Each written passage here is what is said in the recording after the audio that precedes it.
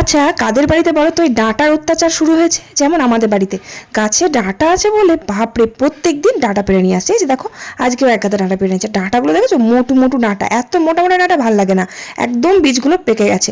কি করব বলো তো, ডাঁটা খেতেই হবে, কত ডাঁটা হয়েছে গাছে, মানে শেষ যেন হয় না, প্রত্যেক দিন খাই তাও আবার।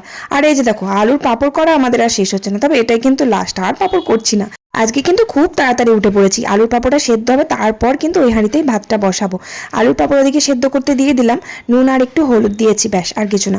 আর ডাঁটাগুলো কেটে নিলাম, তার মধ্যে আলুর পাঁপড় আমার সেদ্ধ হয়ে গেল, মানে আলুগুলো সেদ্ধ হয়ে গেল। আলুগুলো ভালো করে ঝরিয়ে নিয়ে ছাদে গিয়ে মেলে দিয়ে আসলাম। সকাল সকাল মেলে দিলে ভালো হয়, আর একটা একটা করে মেলে দিতে পারলে আরও ভালো হয়, তাহলে তাড়াতাড়ি শুকিয়ে যায়।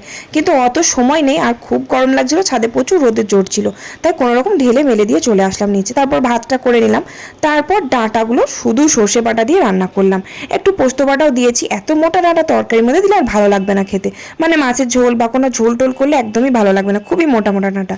আর আলু দিয়ে উচ্ছে ভাজা করলাম বেশ মরমরে করে। আর আজকে বেশ আমার ফেভারিট গুগলি এনেছে, তবে অনেকে পছন্দ করে না, যারা পছন্দ করে না তারা ভিডিওটা স্কিপ করতে পারো। তবে গুগলিটা আমাদের বাড়িতে সবাই পছন্দ করে, আমার ভীষণ ভালো লাগে।